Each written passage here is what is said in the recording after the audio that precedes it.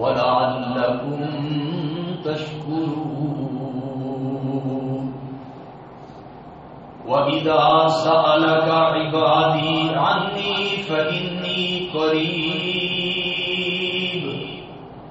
أجيب دعوة الداع إذا دعان فليستجيبوا لي وليؤمنوا بي لعلهم يرشدون.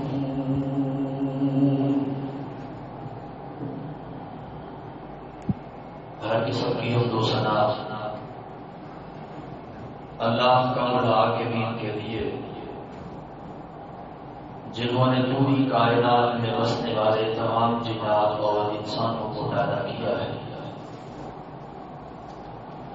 جنات اور انسانوں کی پیدائش کا مقصد صرف اور صرف یہ تھا کہ وہ بارگاہ رب العالمین میں آیا کریں اور اپنی جبین نیاز کو اللہ کا ملاقبین کے سامنے جھکایا کریں، اسی کی توحید کے ترانوں کو گایا کریں اور اسی کی تحلیل کے نغموں کو اجاگر کیا کریں. حالت رکوع سجود میں اپنی کمر کو اسی کے آگے کھڑا کیا کریں. چنانچہ ارشاد ہوا وَمَا خَلَقْتُ الْجِنَّ وَالْإِنسَ إِلَّا لِيَعْبُدُونِ. ہم نے پوری کائنات میں بسنے والے تمام جنات اور انسانوں کو اپنی بندگی کے لیے پیدا کیا اور بنایا ہے. حمد و ثنا کے بعد اربھا ارت انگنت یاد رات درود و سلام اس ہستی اقدس مطہر پر کہ جن کا نام نامی اور اسم گرامی حضرت محمد رسول اللہ صلی اللہ علیہ وآلہ وصحبہ وبارک وسلم. حضرت رسول اللہ صلی اللہ علیہ وسلم کی زندگی میں دکھوں کی کوئی گھڑی ایسی نہیں آئی اور خوشیوں کا کوئی لمحہ ایسا نہیں آیا جب مالک کائنات کی تائید، نصرت اور مدد آپ کے سامنے ہوئی. اور سب سے بڑھ کے یہ کہ پوری انسانیت کی رشد و ہدایت اور رہنمائی کے لیے اللہ کا ملاقبین نے اپنی آخری کتاب قرآن مجید اور فرقان حمید کو حضرت رسول اللہ صلی اللہ علیہ وسلم کے قلب اطہر پر نازل فرما دیا. حضرات، اللہ کا ملاقبین نے اس کائنات میں بے شمار چیزوں کو پیدا کیا ہے. ہر چیز اپنی جگہ پہ ایک اعلیٰ عرفہ اور بلند مقام رکھتی ہے، لیکن ان تمام چیزوں میں جس چیز کی نسبت اللہ کے ساتھ جڑ گئی ہے اس کا رتبہ بھی بڑھ گیا، اس کی عظمت بھی بڑھ گئی اور اس کی شان بھی بڑھ گئی. آپ دیکھ لیں اللہ کا ملاقبین نے رسول اس کائنات میں بہت زیادہ بھیجے، اس کائنات میں انبیاء بہت زیادہ آئے اور کائنات کے امام کی نسبت اللہ سے جڑ گئی. آپ کا مرتبہ، آپ کا رتبہ سب سے زیادہ ہو گیا.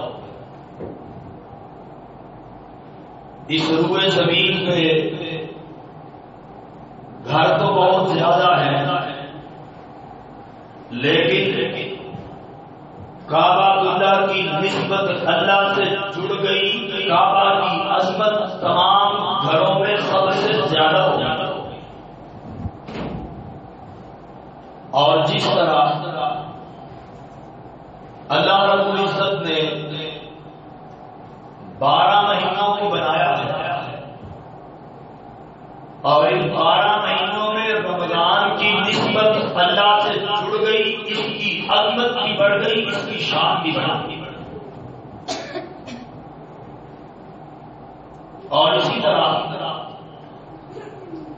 شہر اس کائنات میں بہت زیادہ ہے۔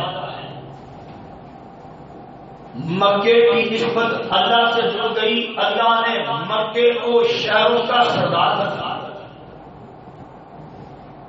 اور بالکل اسی طرح اس کائنات میں کتابیں تو بہت زیادہ ہیں، قرآن کی نسبت اللہ سے جڑ گئی، اللہ نے اس قرآن کی عظمت کو سب سے اعلیٰ اور ارفع کر دیا ہے۔ اور آج ہم اس مختصر سی مجلس میں قرآن کے حوالے سے چند گزارشات عرض کریں گے، اور ایسی چیزوں کو آپ کے سامنے رکھنے کی کوشش کروں گا کہ جس کے بارے میں اللہ کے پاک پیغمبر علیہ السلام نے امت کو روشناس کرا دیا، امت کو ایسی باتیں بتا دی کہ اگر وہ قرآن کے اوپر عمل کر لے، قرآن کو پڑھنا شروع کر دیں تو ان کو کیا کیا ثمرات اللہ عطا کرتا ہے۔ آج ہم یہ بات سمجھتے ہیں اور سوال یہ پیدا ہوتا ہے، ایک آدمی قرآن پڑھتا ہے، قرآن کی تلاوت کرتا ہے، اس کو آخرت میں تو اجر ملتا ہی ملتا ہے، قیامت کے دن اس کو ثواب ملے گا ہی۔ قرآن کو پڑھنے کی وجہ سے اس کو دنیا میں کیا ملتا ہے؟ اللہ کی قسم ہے، کائنات کے امام نے ارشاد فرمایا، کہا لوگوں اس قرآن کی وجہ سے اللہ بعض قوموں کو عزت عطا کرتا ہے، اور اس قرآن کی وجہ سے اللہ بعض قوموں کو ذلیل و خوار کر کے رکھ دیتا ہے۔ مطلب یہ کہ جو اس قرآن کو پڑھتا ہے اللہ دنیا میں بھی عزت دیتا ہے، آخرت میں بھی عزت دیتا ہے، اور جو اس قرآن کو پس پشت ڈالتا ہے اللہ دنیا میں بھی ذلیل کرتا ہے، اور آخرت میں بھی اس کے لیے کوئی حصہ نہیں ہوتا ہے۔ دنیا میں عزت کیسے ملتی ہے؟ آپ دیکھتے ہیں کہ نبی کے صحابہ جو ابو بکر تھا، جب اس نے قرآن کو سمجھا، جب اس نے قرآن کو پڑھنا شروع کیا، اللہ نے ابو بکر صدیق بنا دیا۔ وہ عمر ابن خطاب تھا جو صحراؤں میں اونٹوں کو چرایا کرتا تھا، جب اس نے قرآن کو سمجھا، جب قرآن کو پڑھنا شروع کیا، اللہ تعالیٰ کے دین نے عمر فاروق بنا دیا اور خلیفۃ الرسول بنا دیا۔ اللہ قرآن پڑھنے سے عزتیں کیسے عطا کرتا ہے کہ عثمان ابن عفان تھا، جب قرآن کو پڑھنا شروع کیا تو مصطفیٰ کے دورے داماد بنا، وہ علی تھا، وہ علی ابن ابی طالب تھا، جب قرآن کو پڑھنا شروع کیا حیدر کرار بن گیا، اور وہ حبشے میں رہنے والا، حبشے سے چل کے آنے والا بلال تھا، جب اس نے قرآن کو پڑھنا شروع کیا عرش والے نے مؤذن مصطفیٰ بنا دیا۔ اللہ اس قرآن کی وجہ سے عزتیں عطا کرتے ہیں، اور یارو کیسے عزتیں عطا کرتے ہیں؟ عمر بن سلمہ رضی اللہ تعالی 6-7 سال کا بچہ ہے، قرآن کو سمجھتا ہے، قرآن کو جانتا ہے، اور اپنی بستی والوں میں سب سے زیادہ قرآن اس 6 یا 7 سال کے عمر ابن سلمہ کو یاد ہے۔ اللہ نے عزت یہ عطا کی کہ مصلی امامت میں کھڑا کر دیا، اب بستی کے سردار بھی پیچھے کھڑے ہیں، بستی کے وڈیرے بھی پیچھے کھڑے ہیں، اس کے خاندان والے بھی پیچھے کھڑے ہیں، لیکن مسلح امامت پہ کھڑا ہونے کی اگر کسی کو توفیق میسر آئی ہے تو اس قرآن کو پڑھنے والے 6 یا 7 سال کے عمر ابن سلمہ کو آئی ہے۔ معلوم ہوا جو قرآن کو پڑھتا ہے اللہ دنیا میں بھی عزت عطا کرتا ہے، اللہ آخرت میں بھی عزتیں عطا کرتا ہے۔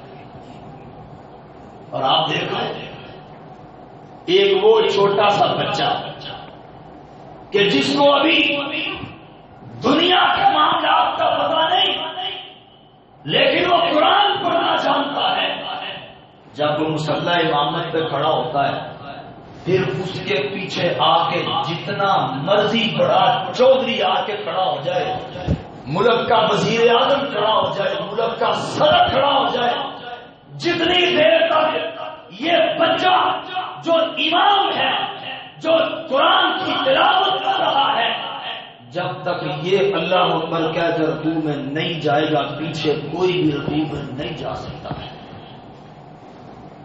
اور اس سے پہلے کبھی رکوع میں جا کے دیکھے تو صحیح۔ اللہ کے پیغمبر نے فرمایا امام سے جو بندہ آگے بڑھے گا خدشہ ہے کہیں اللہ اس کی شکل کو گدھے کی شکل نہ بنا دے۔ اللہ نے عزت عطا کی کس طرح؟ قرآن کے پڑھنے کی وجہ سے اللہ نے مقام عطا کیا ہے قرآن کی تلاوت کی وجہ سے، اور جو قرآن کی تلاوت نہیں کرتا قرآن کو پسے پست ڈال دیتا ہے وہ دنیا میں بھی ذلیل ہوتا ہے آخرت میں بھی ذلیل ہوتا ہے۔ وہ ابو لہب تھا جو نبی کا چچا تھا، نبی کے خان وعدے سے تھا، نبی کا رشتے دار تھا، نبی کا عزیز تھا، اور اس نے قرآن کو نہیں مانا۔ نبی نے قرآن کی دعوت دی، اس نے قرآن کو نہیں مانا۔ اللہ نے اعلان کر دیا تبت یدا ابی لہب وتب ما اغنی عنہ مالہ وما کسب۔ اور قرآن کو نہیں مانتے ہو، قرآن کا انکار کرتے ہو۔ اللہ نے فرمایا قیامت تک لوگ آتے رہیں گے قرآن پڑھتے رہیں گے تیرے اوپر لعنتوں کو برساتے رہیں گے۔ معلوم ہوا جو قرآن پڑھتا ہے وہ دنیا میں بھی عزت پاتا ہے، اور جو نہیں پڑھتا وہ دنیا میں بھی ذلیل ہوتا ہے۔ آگے آج معاشرتی معاملات میں لوگ شکوے کرتے ہیں، لوگ پریشان ہوتے ہیں، رزق میں برکت نہیں ہے اور بے سکونی ہے، امن نہیں ہے، سلامتی نہیں ہے، پریشانیاں ہیں کہ جان نہیں چھوڑتی، مصیبتیں ہیں کہ پیچھا نہیں چھوڑتی۔ لوگ شکوہ کرتے ہیں اور ہر بندہ یہ بات پسند کرتا ہے کہ اللہ اس کے رزق میں برکت عطا کرتا۔ یارو قرآن کو پڑھنا شروع کر دو، اللہ شفا بھی عطا کرے گا، اللہ رزق میں برکتیں بھی عطا کرے گا، اللہ مصیبتیں بھی دور کرے گا، اللہ پریشانیاں بھی ختم کرے گا، اللہ بیماریوں کو بھی دور کرے گا۔ صرف یہ ہے کہ قرآن کو اس طرح پڑھو جس طرح قرآن کو پڑھنے کا حق ہے۔ قرآن کس طرح انسان کی حفاظت کرتا ہے؟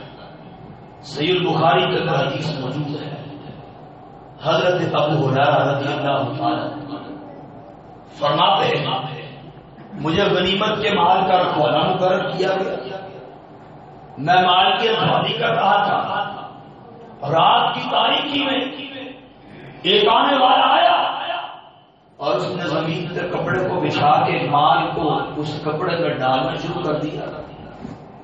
میں نے جا کے پکڑ لی، اس نے منت کی، سماجت کی، میں نے چھوڑ دیا۔ اگلا بھی ہوا، پھر آیا، مال کو چرانے لگتا ہے، میں نے جا کے پکڑ لیا، پھر منت کرتا ہے، سماجت کرتا ہے، میں نے چھوڑ دیا۔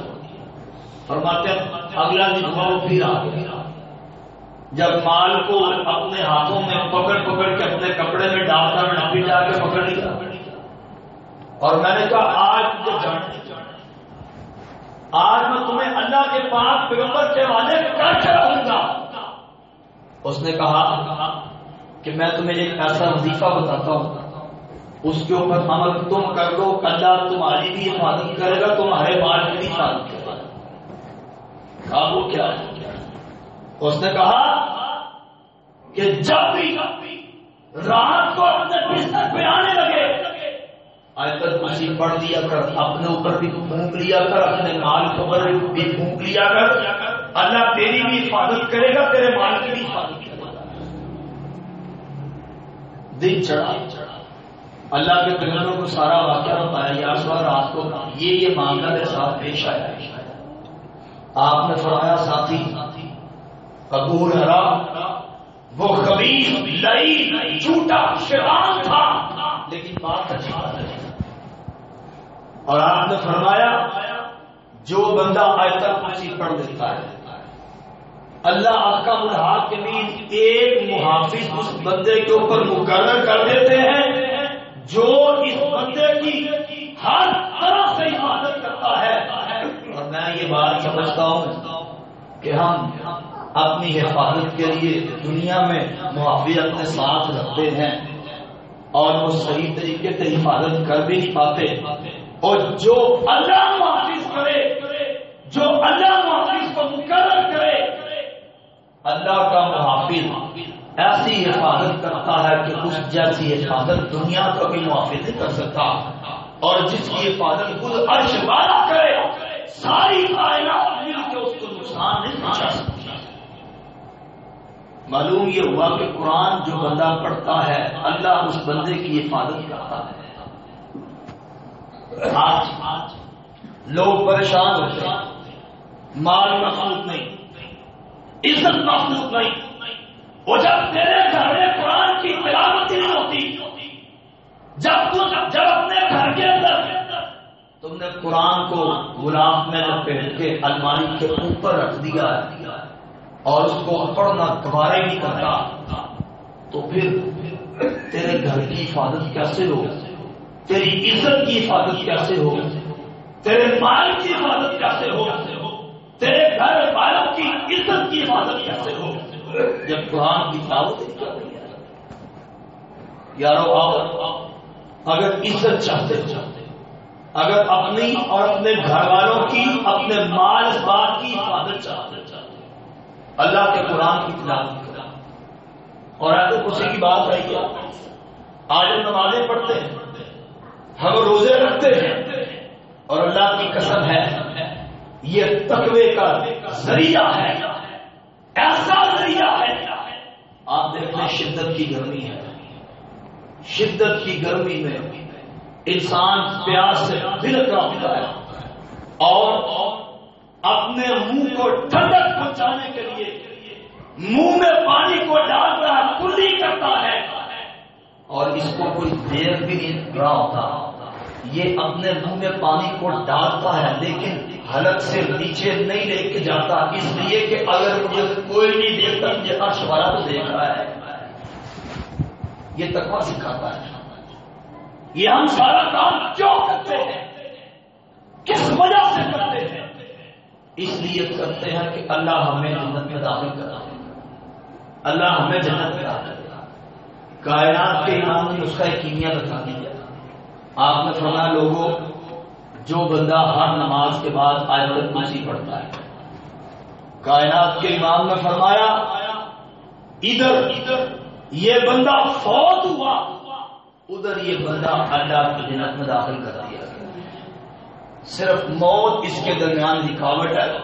جو بندہ آیت الکرسی پڑھتا ہے مرنے کے بعد سیدھا اللہ کی جنت میں داخل کر دیا جاتا ہے. معلوم یہ ہوا کہ قرآن انسان کی حفاظت بھی کرتا ہے اور انسان کو جنت میں داخلے کا ذریعہ اور انسان کے لیے سبب بھی. آگے لوگ رزق میں فراوانی کی بات کرتے ہیں اور پریشانیوں کو دور کرنے کی بات کرتے ہیں کہ پریشانیاں کیسے ختم ہوں گی. اللہ کے پاک پیغمبر نے ارشاد فرمایا، آپ نے فرمایا لوگوں، جو بندہ روزانہ رات کو سونے سے پہلے یہ باتیں آج سیکھ کے جاؤ.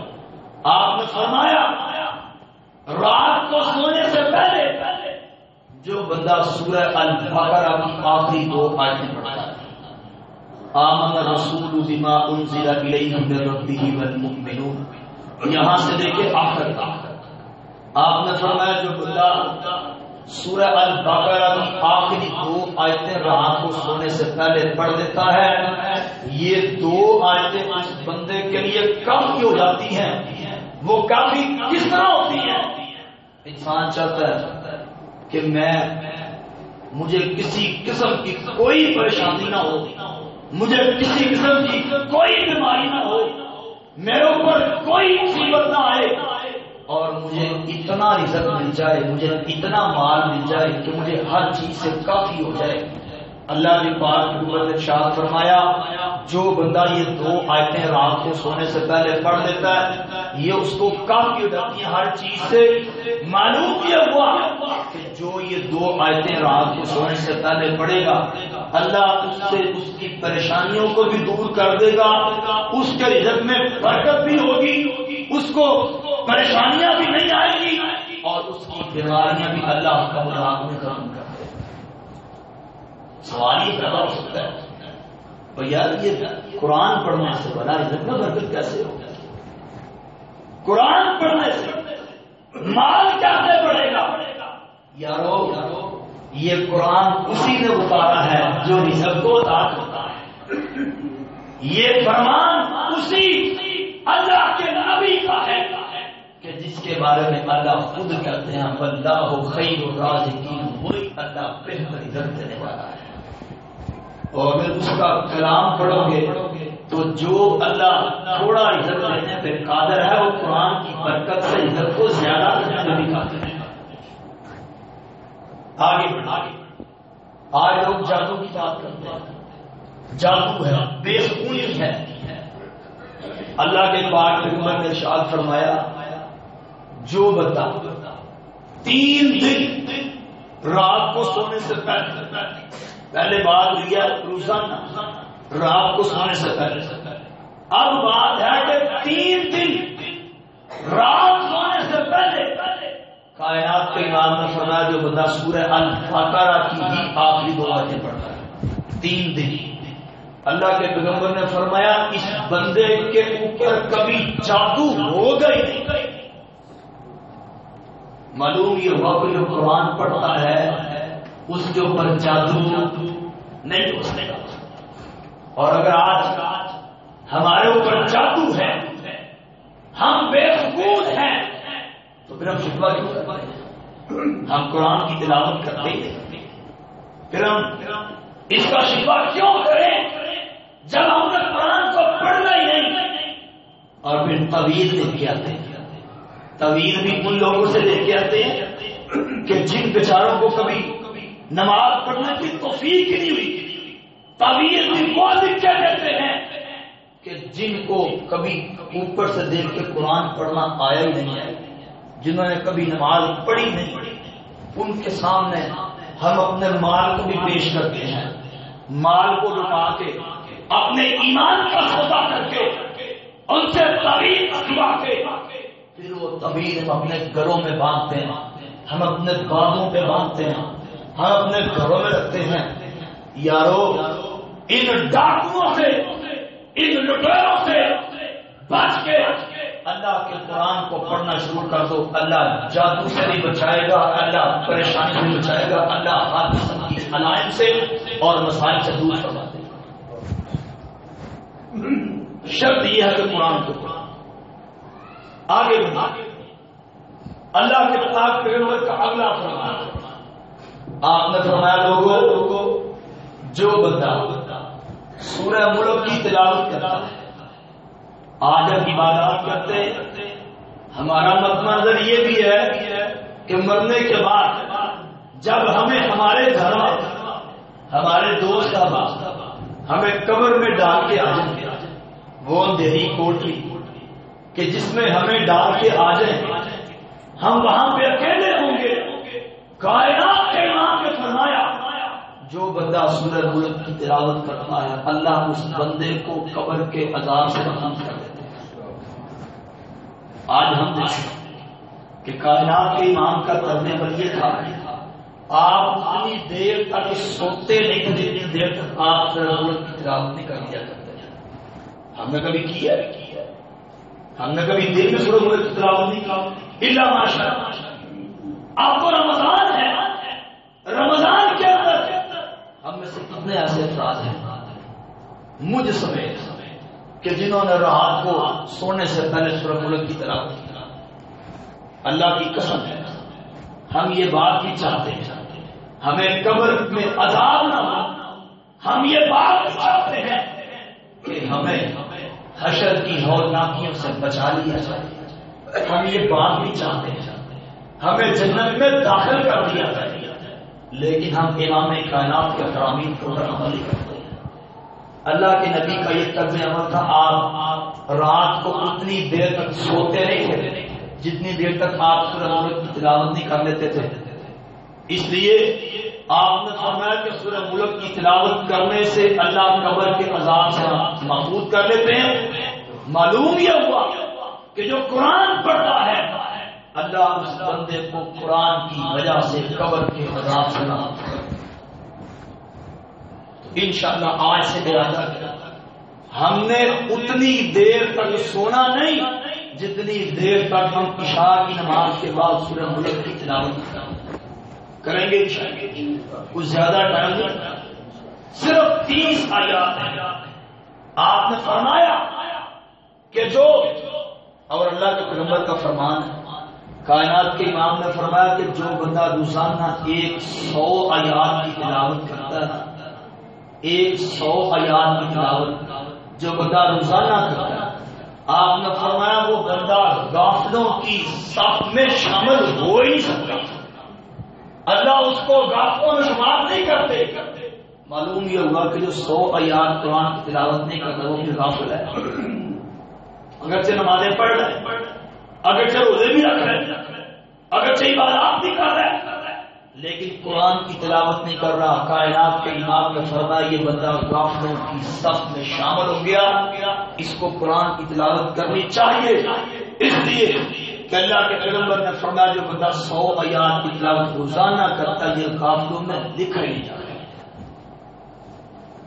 آگے بڑھیں، کائنات کے امام نے فرمایا جو بندہ ہر نماز کے بعد سورہ اخلاص پڑھتا ہے، سورہ فلق پڑھتا ہے اور سورہ ناس پڑھتا ہے، ہر نماز کے بعد ایک مرتبہ، فجر کی نماز کے بعد 3 مرتبہ اور مغرب کی نماز کے بعد 3 مرتبہ، کائنات کے امام نے فرمایا جو بندہ یہ صورتیں پڑھ دیتا ہے یہ صورتیں اس بندے کے لیے کافی ہو جاتی ہیں۔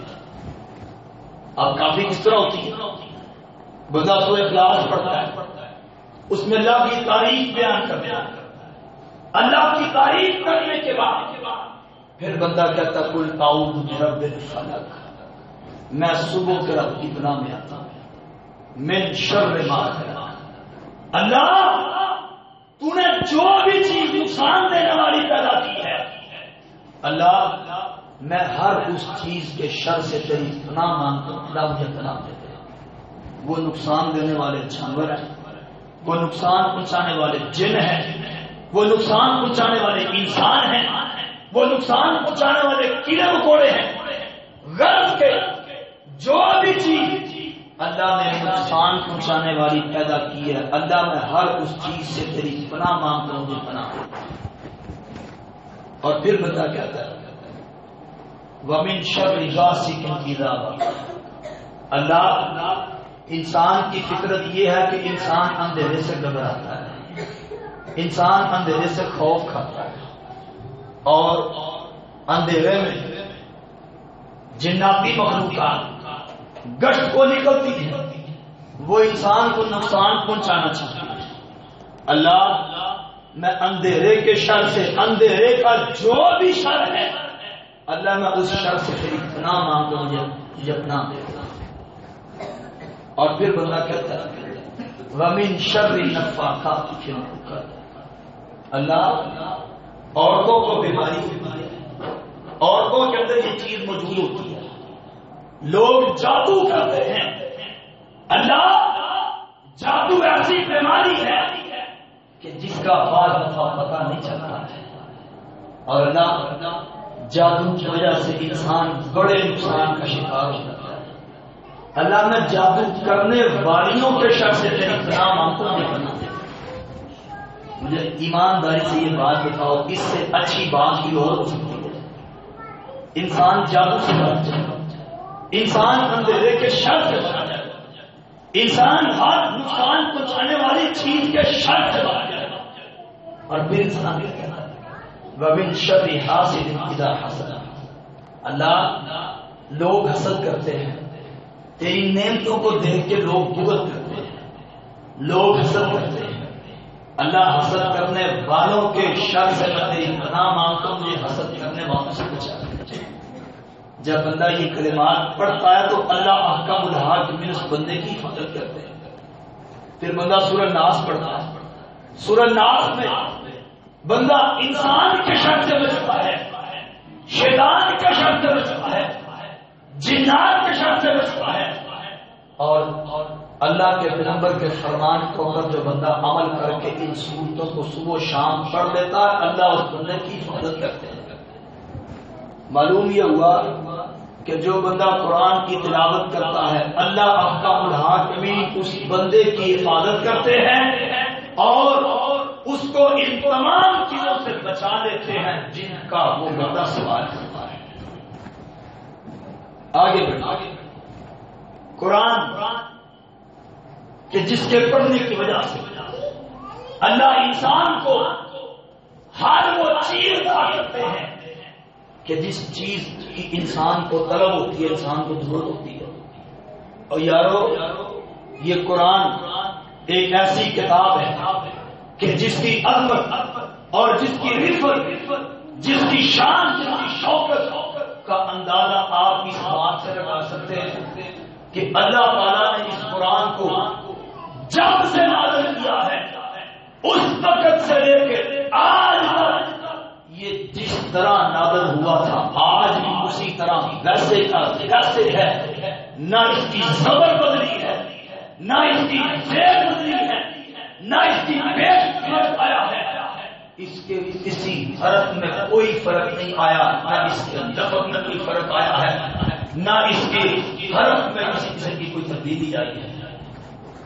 اس کے برعکس آپ دیکھ لو، وہ کتابیں وہ صحیح جو دوسری اقوام کے اوپر نازل، تورات ہے، انجیل ہے، زبور ہے، وہ ایک کتاب تھی لیکن انہوں نے ایک کتاب کی کئی کتابیں بنا دی، ان کے اندر تعریف کر کے اپنے پاس سے چیزوں کو شامل کر کے لوگوں کے اندر رائج کر دیا۔ لیکن قرآن ایک ایسی کتاب ہے کہ جس کی آج نہ زبر بدلی، نہ زیر بدلی، نہ پیش بدلی۔ مجھے وہ واقعہ یاد آیا، مجھے وہ بات یاد آئی، آج سے کئی سو سال قبل 17ویں ہجری میں جب یہ عیسائی، یہ 17ویں عیسوی میں عیسائی بیت المقدس میں بیٹھے، ان کی آپس میں میٹنگ بیٹھی، قرآن کا معجزہ کیا ہے، قرآن کی عظمت کیا ہے، عیسائیوں کی میٹنگ بیٹھی، اور انہوں نے اس میٹنگ کے اندر یہ بات طے کی کہ ہمارے ہاں اس وقت جو انجیلیں موجود ہیں ان کی تعداد 40 کے قریب ہے، سمجھ نہیں آتی کہ کس کے اوپر عمل کریں، کس کے اوپر عمل نہ کریں، کیا کریں، کس کو چھوڑیں، کس کو مانیں۔ اس میٹنگ کے اندر پھر یہ بات ہے بھائی کہ ایک میز کو رکھا جائے۔ انہوں نے کیا کیا، بیت المقدس کے سامنے ایک میز کو رکھا، میز کو رکھ کے انہوں نے 40 انجیلیں جو اس وقت موجود تھی، انہوں نے ان انجیلوں کو، ان کتابوں کو اس میز کو رکھ دیا، اور پھر میز کو چاروں کونوں سے پکڑ کے زور سے ہلایا، کہا جی جتنی نیچے گری وہ ضائع، اور جتنی اوپروں کو مان لیا جائے. چنانچہ 4 انجیل یوحنا، انجیل برناباس، انجیل یعقوبی اور ایک انجیل.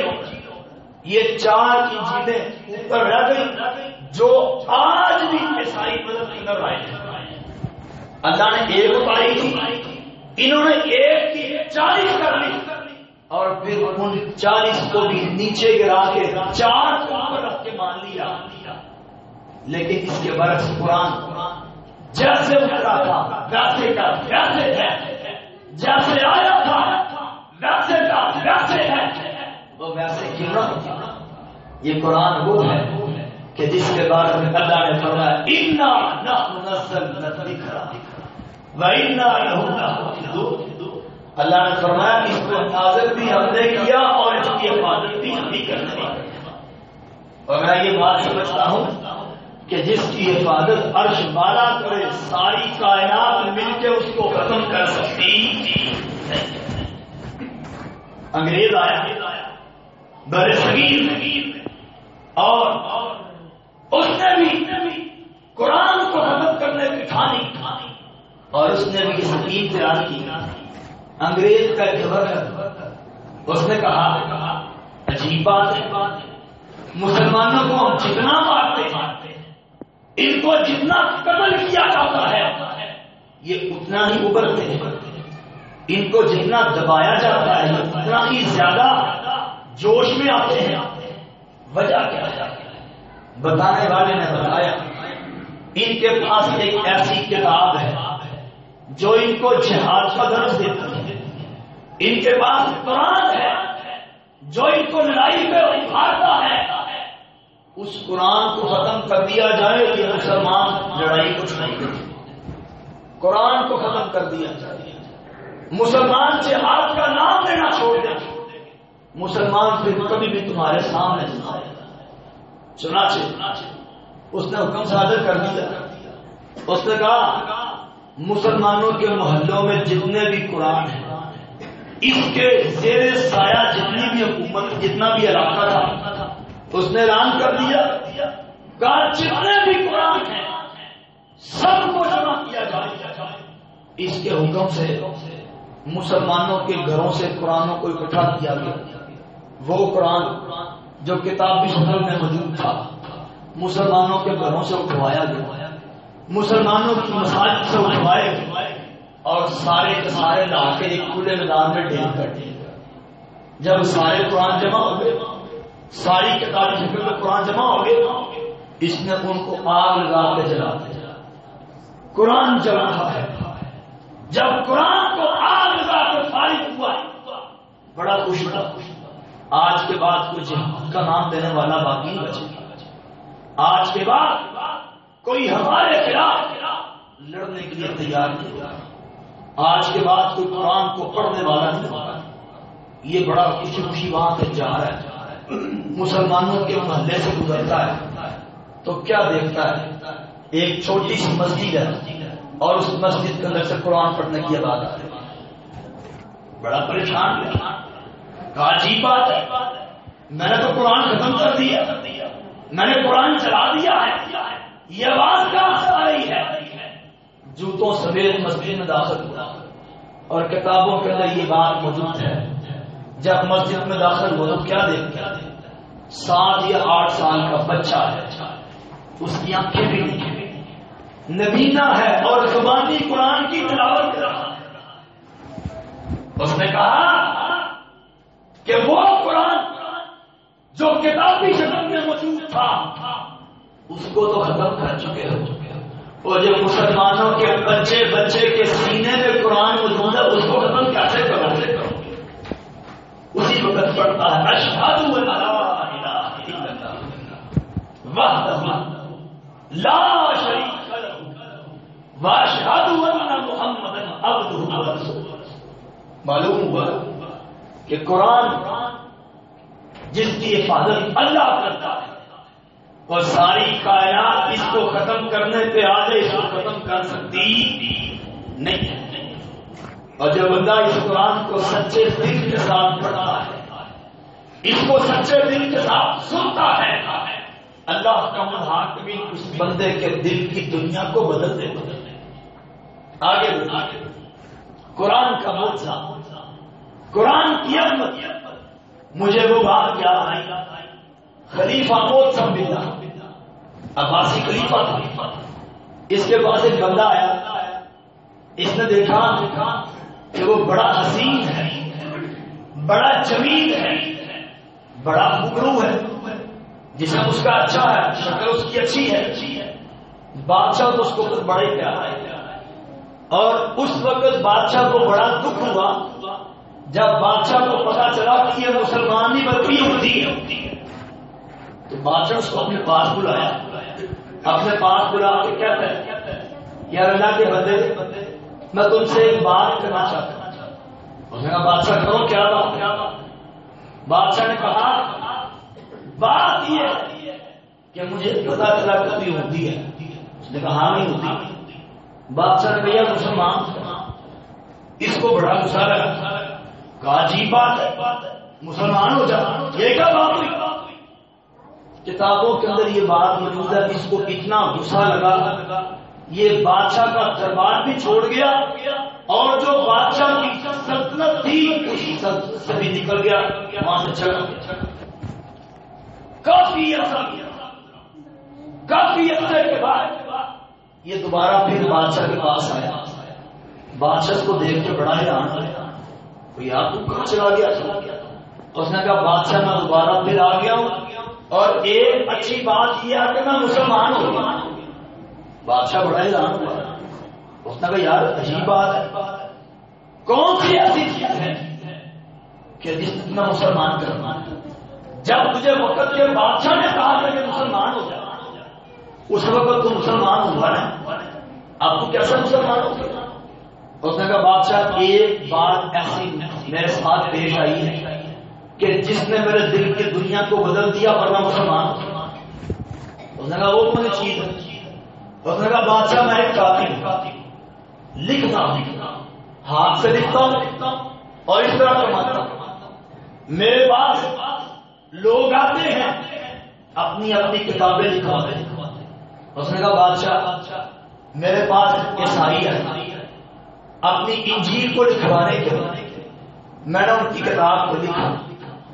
کہتا میرے دل میں ایک عجیب سی بات تھی، میں نے ان کی کتاب کو لکھنا شروع کیا اور کچھ چیزیں میں نے اپنے پاس سے ہٹا، کچھ کو اندر سے نکال دیا، کچھ کو اپنے پاس سے شامل کر دیا. کتاب کور کر کے میں نے ان کو دے دی، انہوں نے کتاب کو قبول کر دیا. انہوں نے یہ نہیں کہا کہ اس میں کچھ چیزیں ایڈ ہیں، کچھ چیزیں نکلی ہیں لہذا ہم کتاب نہیں، انہوں نے یہ بات نہیں، بلکہ میں نے ان کو کتاب دی. اس نے کہا بادشاہ میرے پاس میرے ہم مدد بھی ہے، میرے پاس یہ ہوتی ہے. انہوں نے تورات کو لکھوانے کے لیے کہا، میں نے تورات کے اندر بھی اپنے پاس سے کچھ چیزوں کو ایڈ کیا، کچھ کو نکال دیا. یہ ہوگی نے کتاب کو قبول کر دیا. کہتا میرے پاس مسلمان آئے قرآن کو لکھوانے کے لیے، میں نے قرآن کو لکھا، اس کے اندر میں نے حسب عادت کچھ چیزوں کو نکال دیا، کچھ کو شامل کر دیا. مسلمان کتاب میں نکلی آئے، جب کتاب کو کھولا تو کہنے لگے یہ کتاب ہماری ہے، اس میں تو فاتحہ بھی نہیں ہے، اس میں تو اخلاص بھی نہیں ہے، اس میں تو رحمان بھی نہیں، اس میں یاسین بھی نہیں. انہوں نے کہا یہ کتاب ہماری ہے. کہتا میں سمجھ گیا کہ میرے ہم مذہب بھی آئے، عیسائی بھی آئے، میں نے اپنے پاس سے چیزوں کو ایڈ کیا، انہوں نے کتاب کو قبول کر لیا. مجھے بات سمجھ آ گئی کہ وہ جھوٹے ہیں. مسلمان آئے، میں نے اپنے پاس سے چیزوں کو ایڈ کیا، مسلمانوں نے کتاب کو قبول کرنے سے انکار کر دیا. میں سمجھ گیا روئے زمین پہ اگر کوئی سچا مذہب ہے وہ اسلام ہے، اور روئے زمین پہ اگر کوئی سچی سچی کھری کتاب ہے تو قرآن مجید ہے. اس نے کہا بادشاہ اس واقعے کی وجہ سے میں اسلام کو قبول کیا اور مسلمان ہو گیا. معلوم ہوا کہ قرآن کی عظمت ایسی ہے، قرآن کی رفت ایسی ہے کہ جو اس قرآن کے اوپر غور کرتا ہے، تدبر کرتا ہے، اللہ اس بندے کے دل کی دنیا کو بدل دیتا ہے۔ اور کبھی اس پر غور کر کے دیکھو تو صحیح، اللہ فرماتے ہیں افلا یتدبرون القرآن ام علی قلوب اقفالها، اور لوگوں تم قرآن کے اوپر تدبر کیوں نہیں کرتے؟ تم قرآن کے اوپر غور کیوں نہیں کرتے؟ کیا تمہارے دلوں کو تالے لگ چکے ہیں؟ اللہ کی قسم ہے، اللہ کا بڑا کبھی جتنی بھی مخلوقات کو پیدا کیا ہے بات سمجھنے والی ہے، جتنی بھی مخلوقات کو پیدا کیا ہے اللہ تعالیٰ نے جس مخلوق کے اوپر بھی جو جو ذمہ داری اور ڈیوٹی لگائی تھی وہ اپنی اپنی ذمہ داری کو نبھا رہی ہے۔ آپ دیکھتے ہیں کتا ہے، اس کے اوپر جو ذمہ داری لگائی گئی وہ نبھا رہا ہے۔ ایک بھینس ہے گائے، اس کی جو ڈیوٹی ہے وہ نبھا رہی ہے۔ گھوڑا ہے، اس کی جو ذمہ داری وہ نبھا رہا ہے۔ اسی طرح حیوانات ہیں، پودے ہیں، نباتات ہیں، درخت ہیں، ان کے اوپر جو ذمہ داری ہم نبھا رہے ہیں۔ انسان کی ذمہ داری کیا تھی؟ وما خلقت الجن والانس الا لیعبدون، انسان کی ذمہ داری یہ تھی اللہ کی عبادت کرتا، قرآن کی تلاوت کرتا، قرآن کو پڑھتا، قرآن کو سمجھتا، قرآن کے اوپر غور کرتا۔ انسان کی ذمہ داری یہ تھی، لیکن انسان اشرف بھی ہے، انسان اعلیٰ بھی ہے، انسان ارفع بھی ہے، انسان بلند بھی ہے، لیکن انسان نے اپنی ذمہ داری کو نہیں نبھایا ہے، انسان نے صحیح معنوں میں اپنی ڈیوٹی کو نہیں نبھایا ہے۔ اور لوگوں اگر قرآن پڑھو گے اللہ تمہیں دنیا میں بھی عزت دے گا اور اللہ تمہیں آخرت میں بھی عزت دے گا۔ قرآن خود بھی پڑھو، اپنے بچوں کو بھی پڑھاؤ۔ اور مجھے وہ بات یاد آئی سرزمین وزیر آباد میں مولانا عبد المنان وزیر آبادی رحمت اللہ تعالی، ان کے بارے میں آتا ہے کہ یہ 7 بھائی، بات سمجھنے والی، یہ 7 بھائی تھے اور ان کا والد ایک تاجر تھا، والد امیر آدمی تھا۔ والد نے کیا کیا؟ قدرت کا کرنا ایسا ہوتا جو باقی 6 بھائی تھے وہ اچھے خاصے ٹھیک ٹھاک تھے، عبد المنان چھوٹے تھے، یہ پیدا ہوئے تو نبینے تھے۔ اللہ تعالیٰ نے ان کو آنکھوں سے محروم کیا، ان کی آنکھیں نہیں تھی۔ والد نے کیا کیا؟ جو باقی 6 بیٹے تھے ان کو یونیورسٹی میں داخل کروا دیا، ان کو اچھی تعلیم دلوائی دنیا کی۔ اور عبد المنان کی باری آئی، عبد المنان کو والد نے مدرسے میں داخل کروا دیا۔ اب عبد المنان پڑھنے کے لیے آئے، استاد ندیر حسین مدثر رحمت اللہ علیہ ان کے پاس آئے۔ اب والد نے کیا کیا کہ والد نے مدرسے میں چھوڑ کے والد نے پتہ لینا بھی چھوڑ دیا۔ عبد المنان مدرسے میں پڑھنے کے لیے آئے، استاد ہی پڑھنے کے لیے آیا ہوں۔ استاد نے کہا عبد المنان ہمارے پاس کھانے کا انتظام نہیں ہے، ہم تمہیں کھانا نہیں دے سکتے۔ اس وقت مدرسوں میں کھانے کا انتظام نہیں ہوتا تھا۔ عبد المنان ہم تمہیں کھانا نہیں دے سکتے۔ عبد المنان نے کہا استاد جی آپ مجھے پڑھانے کا ذمہ لیں، کھانے کا ذمہ میرا اللہ خود ہی کر دے گا، کھانے کا بندوبست اللہ خود ہی کر دے گا۔ استاد نے کہا عبد المنان اگر تو کھانے کا بندوبست خود کر سکتا ہے تو قیامت میں پڑھنے کے تیار۔ اب رات ہوئی، عبد المنان وزیر آبادی رحمت اللہ علیہ اپنے ساتھیوں کے پاس آئے، ساتھی بیٹھ کر کھانا کھانے لگے۔ لوگوں کے گھروں سے کھانا آتا تھا، بیٹھ کے کھانا کھانے لگے۔ ہے بھی نبینے تھے، جا کے کھانا لا نہیں سکتے تھے۔ ساتھیوں کو کہنے لگے یار میری گزارش ہے تم کھانا کھاتے ہو اور تم جو بھی کھانا کھاؤ ایک ایک لقمہ تم سارے میرے لیے چھوڑ دیا۔ ساتھیوں نے کہا ٹھیک ہے، ایک ایک لقمے سے کیا ہوتا ہے؟ چنانچہ ایک ایک لقمہ سبھی نے عبد المنان کے لیے چھوڑ دیا. اب عبد المنان کیا کرتے ہیں؟ کچھ ٹکڑے رات کو کھا لیتے ہیں, کچھ صبح پانی میں بھگو کے کھا لیتے ہیں.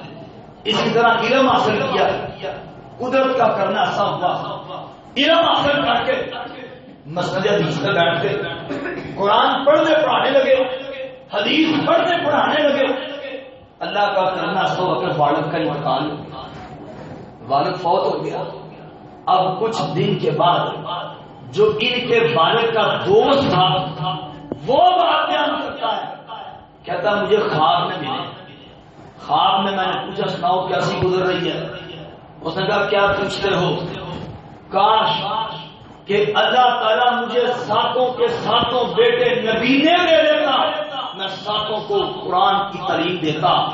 اس نے کہا صرف ایک عبد المنان مجھے فائدہ دے رہا ہے کہ جس کو میں نے قرآن کی تعلیم دلوائی ہے, جس کو قرآن سکھایا ہے, صرف وہ ایک عبد المنان مجھے فائدہ دے رہا, باقی 6 میں سے کوئی بھی فائدہ مجھے نہیں دے رہا.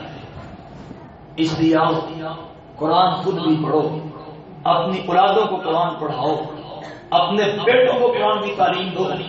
کہیں ایسا نہ ہو کہ اس نوجوان کی طرح تمہارا بھی حال ہو جائے جو اپنے باپ کی میت پہ کھڑا تھا اور روئے جا رہا تھا, مسلسل رو رہا تھا, لوگوں نے چپ کروایا, چپ ہونے کا نام نہیں لیتا تھا. لوگوں نے کہا او یار اللہ کی امانت تھی, اللہ نے واپس لے لی ہے, تو کیوں روتا ہے؟ ایک دن دنیا میں جس نے بھی آنا ہے اس نے دنیا سے جانا ہی جانا ہے. اس نے کہا میرا باپ دنیا سے چلا گیا, میں اس لیے نہیں رو رہا بلکہ میں روتا اس لیے ہوں کہ میرا باپ امیر آدمی تھا, میں اپنے باپ کی اکلوتی اولاد ہوں. میرے باپ نے میرے آرام کے لیے اپنا سکون برباد کیا. اس نے کہا میرے باپ نے مجھے دنیا کی ہر تعلیم دی, میرے باپ نے مجھے دنیا کی ہر نعمت عطا کی ہے, لیکن اگر مجھے نہیں دی تو قرآن کی تعلیم نہیں دی. آج میں اپنے باپ کے جنازے پہ کھڑا تھا, مجھے اپنے باپ کے لیے مغفرت کی دعائیں آ رہی تھی. کہیں ایسا نہ ہو کہ جس اولاد کے لیے تم اپنے دل کا سکون برباد کرتے ہو, اپنے راتوں کے چین کو برباد کرتے ہو, وہ اولاد جب تمہارے جنازے پہ کھڑی ہو تو تمہارے لیے مغفرت کی دعائیں نہ کر سکے, یہی نہ کہہ سکے رب ارحمہما کما ربیانی صغیرا, اللہ ان کو اوپر رحم کر, اللہ ان کو اوپر رحم معاملہ کر جس طرح یہ اس وقت میرے اوپر رحم کرتے تھے جب میں چھوٹا تھا. اور باپ کے لیے ماں کے لیے مغفرت کی دعا وہی کر سکتا ہے کہ جس کو قرآن کی تعلیم دی ہوگی, جس کو قرآن پڑھنا سکھایا ہوگا. آؤ میرے مسلمان بھائیوں, رمضان بڑی تیزی کے ساتھ گزر رہا ہے. اس رمضان کے اندر کم از کم اس بات کا عہد کرو, اس بات کا ارادہ کرو کہ ہم نے اس ماہ مقدس کے اندر کم از کم ایک مرتبہ قرآن خود بھی مکمل کرنا ہے اور اپنے گھر والوں کو اس بات کی تلقین کرنی ہے کہ کم از کم ایک مرتبہ وہ قرآن کو مکمل کریں. اگرچہ یہ حق ادا نہیں ہوتا کہ ایک بار قرآن کو مکمل کیا جائے, لیکن پھر بھی سہولت کے لیے کم از کم ایک بار رمضان میں قرآن کو مکمل کیا جائے, قرآن کی تلاوت کی جائے, تراویح میں قرآن کو سنا جائے. اللہ کے پاک پیغمبر نے ارشاد فرمایا من قام رمضان ایمانا واحتسابا غفر له ما تقدم من ذنبه, جس بندے نے ایمان کی حالت میں اپنا محاسبہ کرتے ہوئے رمضان کا قیام کیا, تراویح پڑھی, قرآن کو سنا, اللہ کے پیغمبر نے ارشاد فرمایا غفر له ما تقدم من ذنبه, اللہ اس بندے کی زندگی کے پچھلے سارے گناہوں کو معاف کر دیتے ہیں. اللہ کا الحاکمین سے دعا ہے ہمیں صحیح معنوں میں قرآن مجید کو سن کے سمجھ کے اس کو پڑھ کے اس کے اوپر عمل توفیق عطا فرمائے. اقول قولی ھذا واستغفر اللہ لی ولکم ولسائر المسلمین.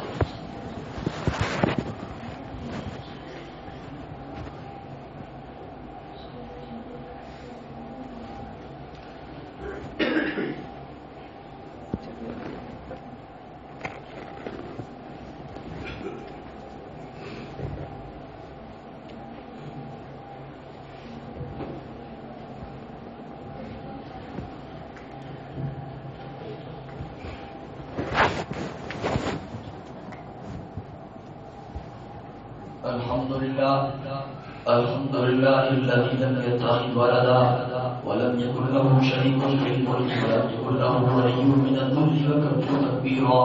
اللهم صل على محمد وعلى آل محمد كما صليت على إبراهيم وعلى آل إبراهيم إنك حميد مجيد. اللهم بارك على محمد وعلى آل محمد كما باركت على إبراهيم وعلى آل إبراهيم إنك حميد مجيد. أما بعد فإن خير الحديث كتاب الله وخير الهدي هدي محمد صلى الله عليه وسلم وشر الأمور محدثاتها وكل محدثة بدعة وكل بدعة ضلالة وكل ضلالة في النار.